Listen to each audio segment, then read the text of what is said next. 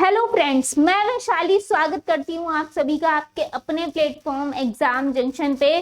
और यहाँ पे हम लेके आ गए हैं बिग ब्रेकिंग न्यूज।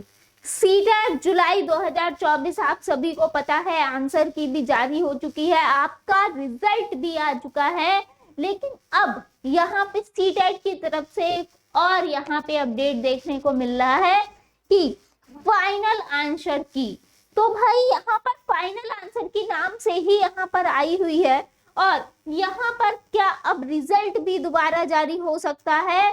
और क्या जो 90 से कम वाले बच्चे हैं, यानी 80 से 89 के बीच में जो बच्चे हैं जिनके नंबर 1-2 नंबर कम रह गए हैं, तो अब क्या वो पास हो पाएंगे? यही सारे विषय में हम चर्चा परिचर्चा करने वाले हैं।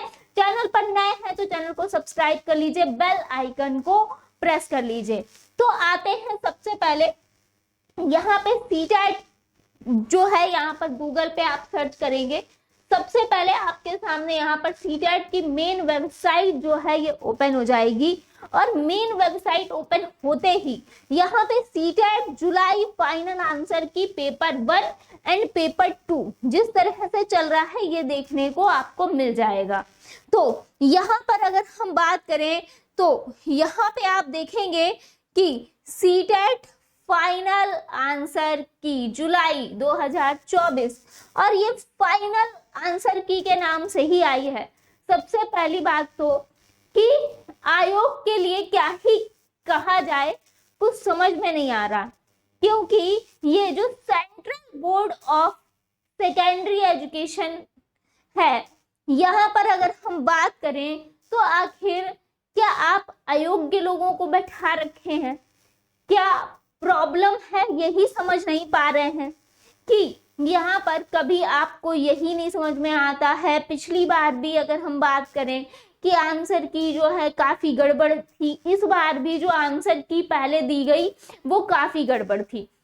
यानी कि कोई भी छोटा बच्चा भी हो तो वो भी देख के बता देगा कि ये क्वेश्चन जो है ये गड़बड़ है। उसके बाद अगर हम बात करें आपको, ये जो अपडेट है यानी कि जो फाइनल आंसर की है, ये आपको रिजल्ट से पहले देना चाहिए था, जो कि अब रिजल्ट के बाद आ रही है ना। यहाँ पर रिजल्ट आता है डायरेक्ट, यानी कि फाइनल आंसर की पे इतना बवाल होता है। अगर हम कहें तो यहाँ पे चैलेंज जो होते हैं वो होते हैं, और चैलेंज के बाद सीधे आ जाता है हमारा रिजल्ट। और वो भी तब जब जो आपकी आंसर की जो आपने पहले दी थी वो यहाँ पे इतनी गड़बड़ होने के बाद, जिसमें लगभग यहाँ पे 10 से 15 क्वेश्चन तक लगभग जो है जो गलत बताए जा रहे थे। और यहाँ पर अगर हम आंसर की जब आई तो इसमें कुछ बच्चे का कहना ये था कि 2-3 नंबर मैम बढ़े हैं, और बहुत सारे बच्चों का कहना ये था कि मैम मेरे नंबर जो है 2-3 डिक्रीज हो गए। तो अब यहाँ पर फाइनल आंसर की जो आती है इसका क्या रोल है, यहाँ पर इसको देख लेते हैं। आप देख पाएंगे सिंपली अगर हम बात करें, जैसे बहुत सारे बच्चे जो कि पास हो चुके हैं वो कहेंगे कि मैम अब इसको देखने से फायदा क्या है। जैसे कि 48 का जेड है, अब जेड यानी कि इस पे सभी को आपको जो है नंबर मिला है। यहाँ पे 90 का ए है, यानी कि अगर आपने 1 या 2 लगाया होगा तो आपको नंबर मिला है ना। इसी तरह से आपको फुल आंसर की जो है, देखिए यहाँ पे 56 का जेड है, यहाँ पे 52 का जेड है। देखिए पिछली बार इतना आपका जेड था नहीं, जो आपकी नॉर्मल आंसर की पहले आई थी, है ना। जेड मतलब इस पे सभी को बोनस नंबर मिला है ना। जेड मतलब इस पे सभी को बोनस नंबर मिला है। तो इसको देखिए, जैसे सी है तो सी यानी कि आपने फर्स्ट एंड 4 लगाया है तो आपका सही माना जाएगा, है ना। तो इस तरह से इन्होंने सारी आंसर की दी है, यहाँ पे ये प्रॉपर आंसर की इन्होंने दे दी है, ठीक है। इसमें आपको मिलाना है कि कितने मार्क्स आपके बन रहे हैं। ये है पेपर 1 की, जैसे यहाँ पर बी दिया है तो बी में 1 और 3 आपका यहाँ पर राइट होगा। अब आ जाते हैं यहाँ पर, ठीक है। ये आपकी पेपर 1 की जो है सीटेट में मार्कशीट है। जिसमें आप देख पा रहे होंगे इसी तरह से आंसर की पेपर 2 की भी आपको मिला लेनी है। आपको पता ही चल चुका है कि किस तरह से मिलानी है। देन आपके जो क्या कहते हैं, जो आपने सब्जेक्ट चूज किया था उसके अनुसार आप मिलाएंगे। जैसे यहाँ पे डी दे दिया है तो डी, यहाँ पे 2 और 3 ऑप्शन अगर आपने लगाया होगा तो आपको नंबर इसमें ऐड हो गया होगा। तो यहाँ पे जिसके अनुसार यहाँ पर अगर हम बात करें कि जिस तरह से जैसे ए दिया हुआ है इस तरीके से यहाँ पर ए पहला दूसरे वाले सही है, तो इस तरीके से यहाँ पे आपको आंसर की देखनी है। और ये आंसर की मिलाना इसलिए आपके लिए जरूरी हो जाता है, जो लोग पास हैं उनके लिए भी मिलाना जरूरी है, और जिन लोगों के किसी भी कारणवश नंबर कम रह गए हैं उन्हें भी मिलाना इसलिए जरूरी है कि आप देख पाए कि आपके नंबर किस तरह से बढ़े हैं और किस तरह से घटे हैं, है ना, कि आपके नंबर जो है बढ़े हैं घटे हैं, क्या चेंजमेंट आपको देखने को इससे मिल रहा है फाइनल आंसर की से। तो इसलिए यहाँ पर आपका नो डाउट रिजल्ट जो है वो आया हुआ है।